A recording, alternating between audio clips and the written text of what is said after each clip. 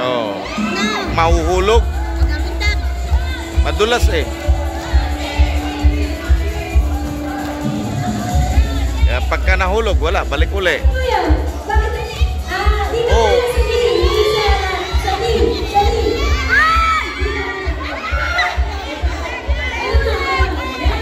Oh, balik.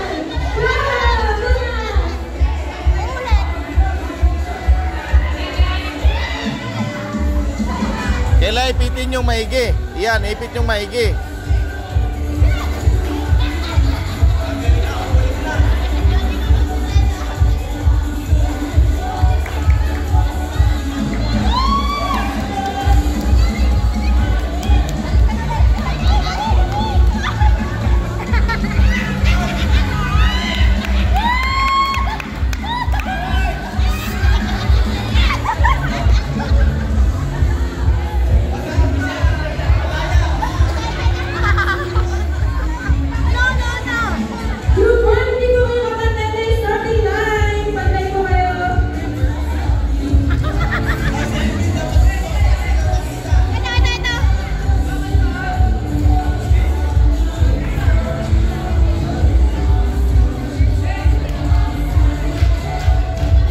Dami pa.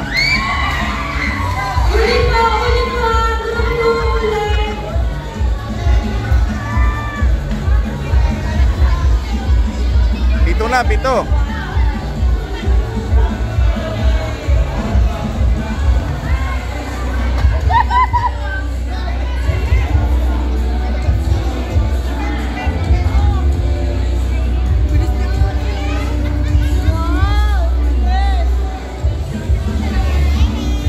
Very good.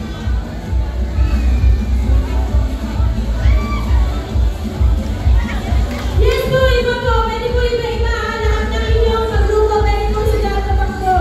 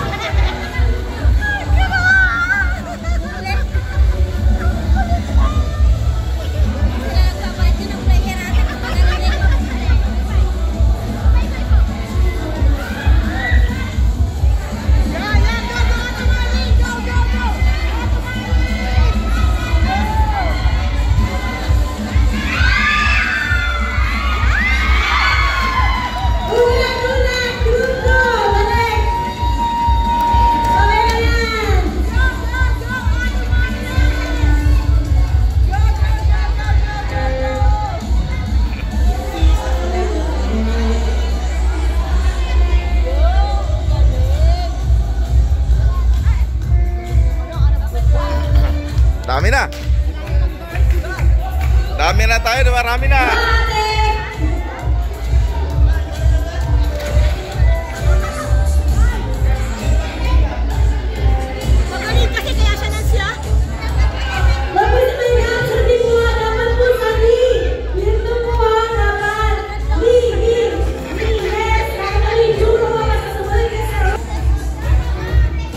Dandaan.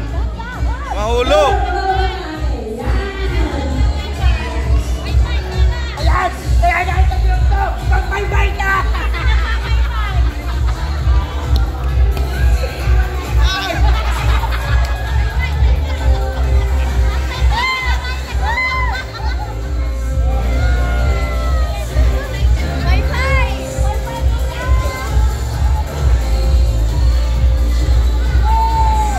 Ay, nahulog. Nahulog.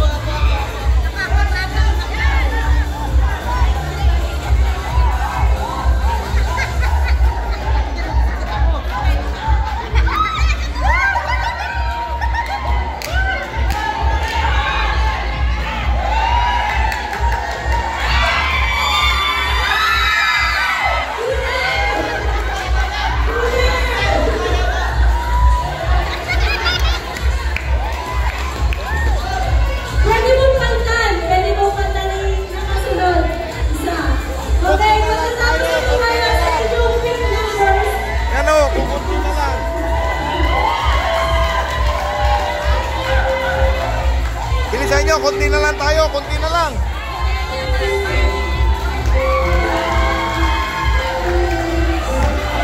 Tuloy lang po, tuloy lang hanggang sa makuha niyo po lahat.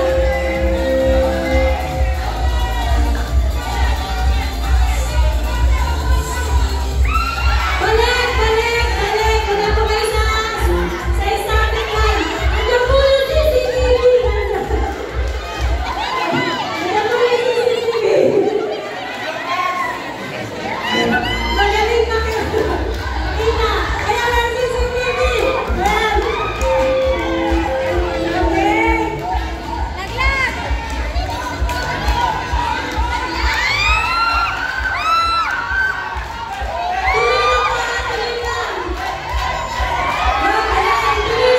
Ay, panalo na sila. Ngayon, nakuha niyo na po yung buo. Wait na po. Mag-iisipan niyo po ngayon kung paano niyo i-discuss isang leader and then yung experience ng bawat isa. Please dun sa nakuha niyo pong verse. Dapat meron po yun sa lahat ng member ng grupo. Tuloy na po ang group 2 and 3. Meron pa po, marami pa po. Group 2. Sino po pwede na sa inyo?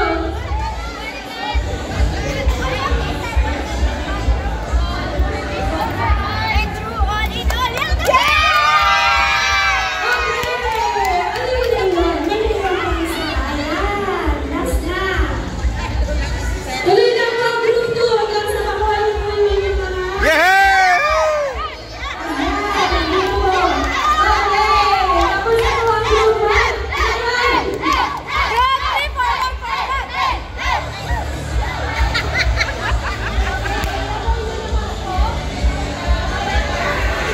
Ito po ang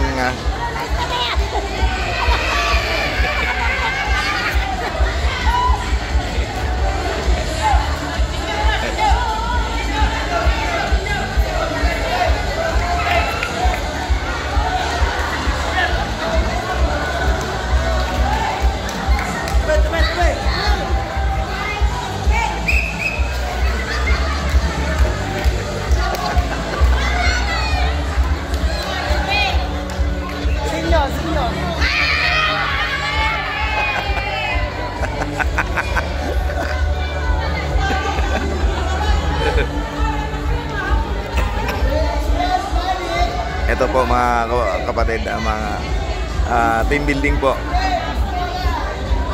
ng Assam. Kaya ng Assam City of God.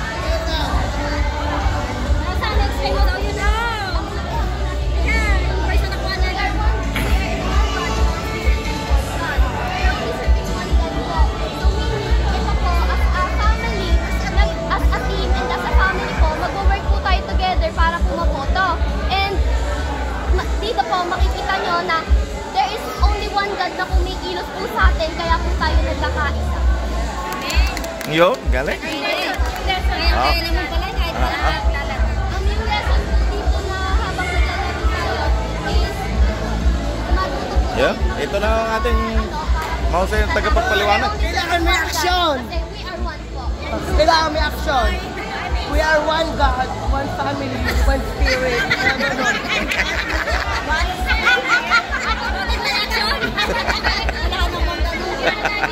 Wala na, meron na. One God. One, five. One. To the kingdom of God. We belong to the city of God.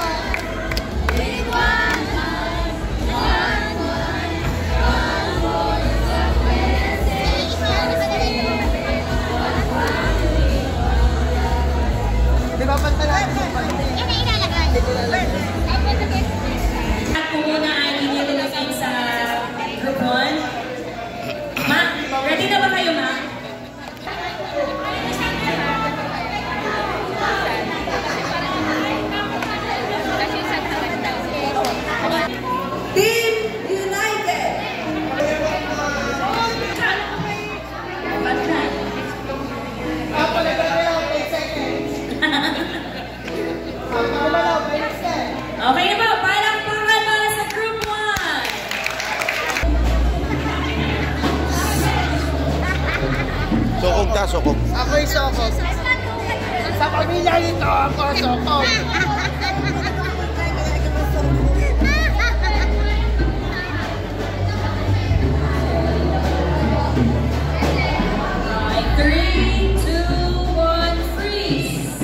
Ang verse po ng group 2 is 1 Corinthians chapter 12 verses 12 to 13. It says here, just as a body, though one, has many parts, but all its many parts form one body, so it is in Christ.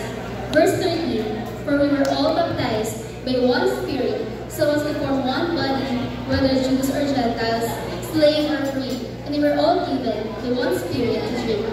Ang aking pong picture, as you can see here, kapit-kapit po ng kamay mga members. And so, sabi sa verse 12, our body, though one, has many parts. The head cannot function with just the head. The hands cannot function with just the hands. And the feet cannot function without the hand, without the feet. And without the other parts. And so, is our church. We cannot function without each other. Hindi natin kaya dalhin ang ministry mag-isa. And so, nakikita po natin dito, we were all baptized by one Spirit. And so, we are to be of one body, always connected, having the same mind of Christ. Hallelujah! Yun, ganda.